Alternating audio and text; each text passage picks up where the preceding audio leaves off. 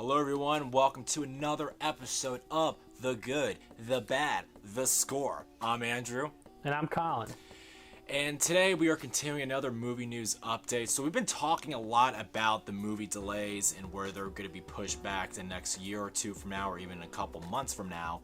But today another big question is about the movie theater industry itself. What is going to happen with these movie theaters? How are they being affected during the pandemic?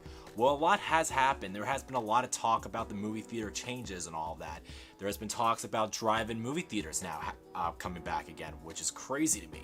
There's also talks about how people are going to perform social distancing at the movie theaters. How are we going to keep the safe space and keeping the theaters sanitized and clean at all costs? How is that going to work? Another big story, AMC Theaters is on the verge of bankruptcy, and that's a really big problem. AMC is a pretty big movie theater industry that's happening all around the world, but what's going to happen with that, and there's also been some rumors of possible turnouts for that. First thing I want to start off with is the drive-in movie theaters, Collin. So drive-in movie theaters might make a comeback. It's weird. I mean, they were vanished for a long time. Back, it was a big thing back in the 50s, as we all saw in the movie Grease, and now it's possibly making a comeback. So what's your thoughts on that, Collin, about the drive-in theaters? Do you think it's going to work? Do you think it's going to be very effective? Well, the funny thing is how history repeats itself, because drive-in movie theaters used to be the big way to watch movies in town. You go, you take your car, there'd be like an empty lot. They wait until the sun goes down and they project the movie. In that case, you are in the comfort of your own car, or you can go outside the car and being able to sit on the roof or whatever. And then as weather permits, where you're raining and all that, now it got pushed into inside with regular multiplexes.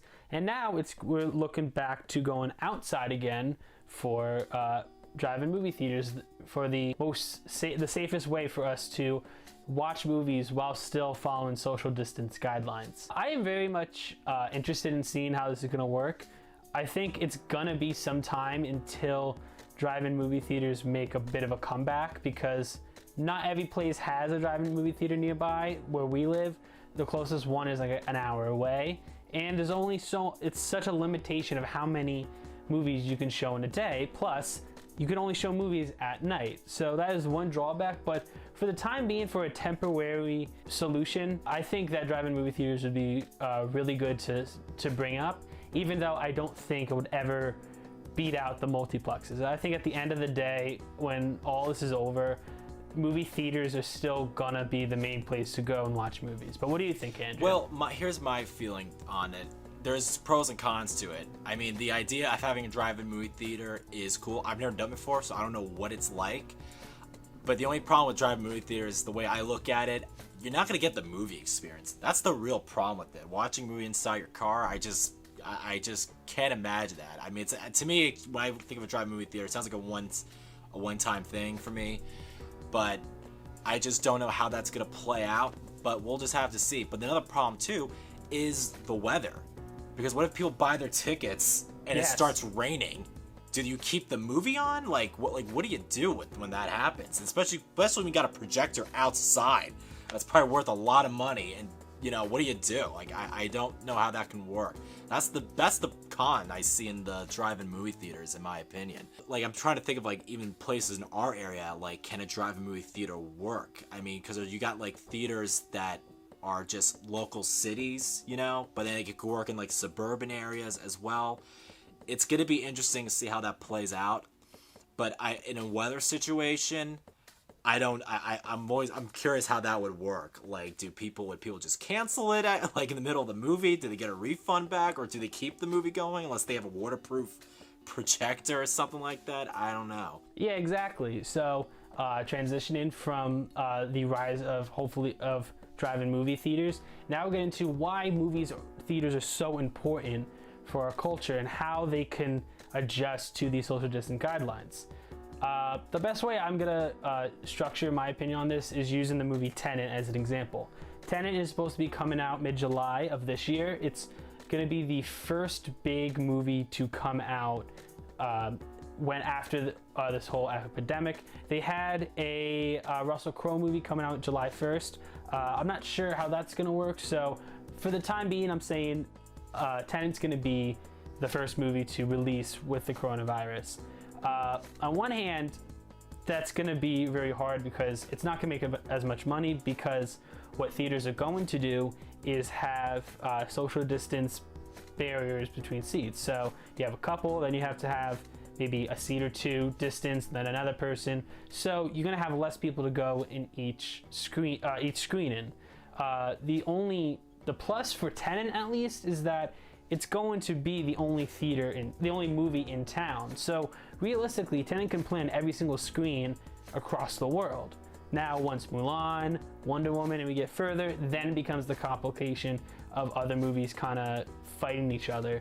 But the interesting thing about this one is how history is repeating itself. This goes back to the days where only a couple blockbusters come out every summer. And in this case, it seems like it's going to be pretty similar, where we're going to have pretty much Tenet, Mulan, and Wonder Woman fighting for those screens, while before you would have 16 movies in these theaters. It's going to be a hard adjustment for movie theaters because it really, like you're saying, Andrew, is that movie theaters is about the crowd experience, and I find it that with the social distancing guidelines that are now in place, it's going to be a while until we feel like we're back at the movies. While we'll still go to the movies, we'll still have audiences who are cheering at the latest movies we see, it's not going to feel the same until all this is over and we can have everyone in a sold-out theater again. But that's just my opinion. I think it's definitely, safety guidelines are much more important than anything else. So out of all, I'll make sure that everyone's safe. But secondary, just we want to have fun. We want to get back to the norm. So hopefully things work out, and these theater companies can kind of think of a way to get people back into the movie theaters. Well, my feeling on this, that's the problem with this whole thing. There's a lot of pros and cons, but I really want them. We all want the movie theaters back. We all do, but we have to be safe, and we have to really. These theaters have to really figure out how are they going to get people to go back to the theaters, but this time feeling safe and not getting the fear of getting the coronavirus. But I mean, the way I can only see this, how they can make these theaters work, is one thing, they're gonna have to reduce the movie times. When all these big blockbuster movies happens, like there's always a lot of these movies are always playing like every hour or 2 or 3. So they're gonna have to really cut back on that. I mean, there's probably gonna be very little select movie times, probably like the morning, afternoon, and then evening, and that's it. Because that's the only way I can see that happening. Because if you want to reduce crowd capacity, you're probably going to have to show very few movies at the theater, and you're going to have to reduce the movie times. That's the only way I could see that, how this all can work, and we can hopefully reduce the pandemic. That's how I can see it. And then with the theaters, they're probably going to have to really, this time, clean the theaters. I mean, one thing I have to say before this pandemic happened, at least at my theater, is that a lot of the times, the theaters aren't that clean sometimes when I go in there. So, if these theaters really want to get serious about it, they are going to have to really clean these theaters after each screening and before. People might change now of how they perceive of not getting infected or getting sick. They're going to have to really clean the seats up and scrub them down. They're going to have to space the capacity. I mean, I wonder too, like, how many people can they let go in to see a movie? Can you go with a family of 5, or can there only be 2 people per party to go in? It's going to be very interesting. The way I see it, you go with a group of people and you sit with them, and then you're like 10 feet away from people on the other side, or like maybe have like a whole row to the person themselves. We'll have to see how this plays out, but there's a lot of precaution that is going to have to be considered with this new life we're going to be living in now for a while. So now I want to talk about another big news. AMC is bankrupt, or at least they're on the verge of bankruptcy, which I am blown away. Apparently, even before this, they were having a lot of financial problems, which now kind of makes sense with all the deals and all that stuff they've been having there. But they're in really deep trouble, and especially now with this pandemic, it's hurt them really bad. But word out on the street is that Amazon is interested in buying AMC theaters. Now, I actually see this as an opportunity for Amazon for a lot of reasons. Now, there's a lot of things you can think about it. Amazon, in my opinion, has become a really great empire now for buying products, even streaming service now particularly. This could be a good opportunity for Amazon now to get their movies on the big screen at their AMC theaters as well. But I think it's a good, I think it's definitely an interesting deal making, I think, for them to buy AMC theaters. What do you think, Colin? Yeah, I definitely think it would be a smart move for Amazon to buy AMC. I think literally two of the three first letters, AMC, Amazon, it kind of feels a little fitting. Amazon theaters now. I think it would be great. Honestly, Amazon has a studio that they can now have their films in theaters and hypothetically on their service too. We'll see how that changes with the release window controversy with movie theaters. I'm rooting for Amazon to buy AMC, one, because then it's saving the biggest theater chain in the world, and also I think it would be smart because Amazon could not only have be the owners, even though it would be probably still be Amazon would buy it, but the same executives and CEOs at AMC would probably still run it. I think it's a win-win scenario on both parts because Amazon can go and put their merchandise. Maybe they could have, instead of like an arcade, or they could dedicate one theater and make it an Amazon store, which would be probably raise their profits because people can go to the theater just to say, okay, I want to go to the Amazon store as well. And then for AMC, it's allowing them to keep running business. It reduces the amount of debt they're in, and I honestly think that it would be a great idea for these two companies to work together.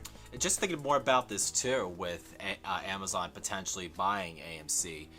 This also could be there could be some really great deals happening, especially if you're a Prime member. Now, just thinking about it, because when you're an Amazon Prime member, you got those great deals with watching the streaming services, the discounts and the delivery. They can maybe even do some discounts for people going to see any AMC theater.